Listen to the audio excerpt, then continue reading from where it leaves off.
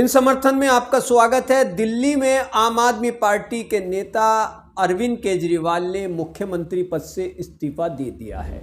जैसा कि उन्होंने अभी हाल ही में ये घोषणा की थी कि मैं दिल्ली में सीएम पद छोड़ने जा रहा हूं।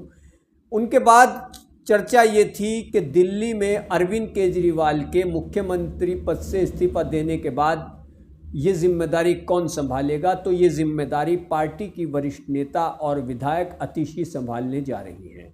अतिशी पार्टी की वरिष्ठ नेता हैं और काफ़ी सीनियर नेता हैं और वो विधायक भी हैं। तो दिल्ली की अगली मुख्यमंत्री वो बनने जा रही हैं। यहाँ पर अब एक सवाल ये उठ रहा है कि आखिरकार अरविंद केजरीवाल ने अपनी पत्नी सुनीता केजरीवाल को दिल्ली का मुख्यमंत्री क्यों नहीं बनाया। इसको लेकर के भी चर्चाएं जोरों पर हैं। दरअसल अगर इसके कारणों का विश्लेषण किया जाए और इस पर गौर व फिक्र किया जाए कि अरविंद केजरीवाल ने अपनी पत्नी सुनीता केजरीवाल को दिल्ली का मुख्यमंत्री क्यों नहीं बनाया, जबकि अरविंद केजरीवाल की गैर मौजूदगी में उनकी पत्नी सुनीता ने किस तरीके से सियासी तौर पर जिम्मेदारी निभाई थी। यह आपने लोकसभा चुनाव में देखा जो इसी साल संपन्न हुए थे।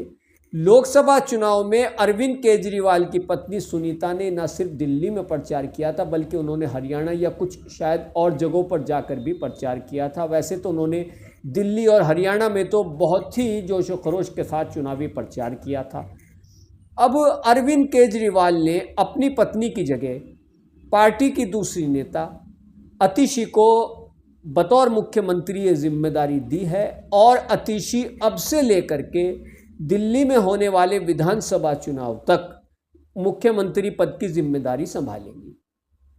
इस लिस्ट में कई पार्टी के और नाम भी चल रहे थे कि इनको भी मुख्यमंत्री बनाया जा सकता है, लेकिन यहाँ पर अतिशी को ये जिम्मेदारी मिलने जा रही है, बल्कि मिल चुकी है। जल्दी ही वो मुख्यमंत्री पद की जिम्मेदारी संभाल लेंगी। दरअसल अरविंद केजरीवाल ने अपनी पत्नी सुनीता केजरीवाल को मुख्यमंत्री पद की जो जिम्मेदारी नहीं दी, इसके पीछे दो वजह है।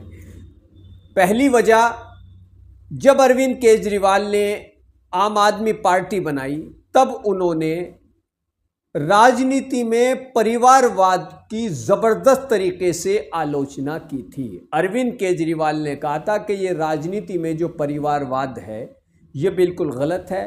वो इसका उन्होंने ज़बरदस्त तरीके से विरोध किया था।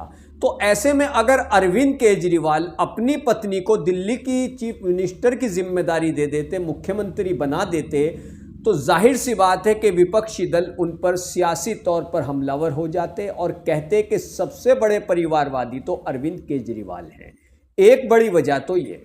दूसरी बड़ी वजह मैं समझता हूँ कि प्रशासनिक तौर पर उनकी पत्नी सुनीता केजरीवाल को कोई अनुभव नहीं है, तो इसलिए वो पार्टी में काम तो कर सकती हैं, चुनावी प्रचार भी कर सकती हैं, लेकिन जहां तक दिल्ली जैसे जो कि देश की राजधानी है उसके मुख्यमंत्री की जिम्मेदारी संभालना बहुत बड़ी बात होती और ये कोई सियासी प्रशासनिक तजुर्बेकार ही संभाल सकता है, जैसे अरविंद केजरीवाल ने संभाल रखी थी।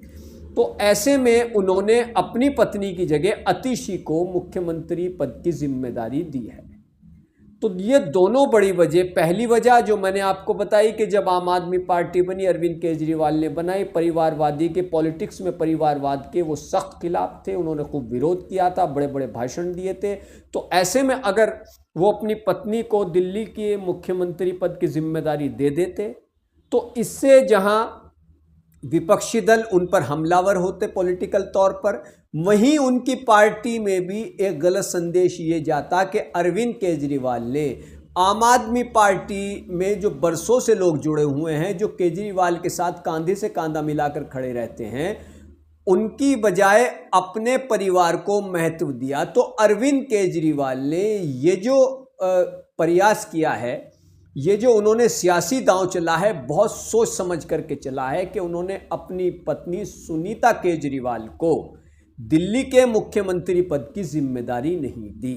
बहरहाल अब अरविंद केजरीवाल आगे क्या करते हैं, उनका क्या सियासी कदम रहता है और वो अब जनता के बीच जाने का जो उन्होंने फैसला लिया है उसमें आम आदमी पार्टी पर जनता, दिल्ली की जनता कितना भरोसा जताती है। और जैसे हरियाणा में चुनाव हो रहे हैं, विधानसभा चुनाव, वहाँ भी आम आदमी पार्टी पूरे जोशो खरोश में है, तो वहाँ की जनता भी क्या आम आदमी पार्टी पर भरोसा जताती है, ये देखना अपने आप में बहुत ही सियासी तौर पर दिलचस्प होगा।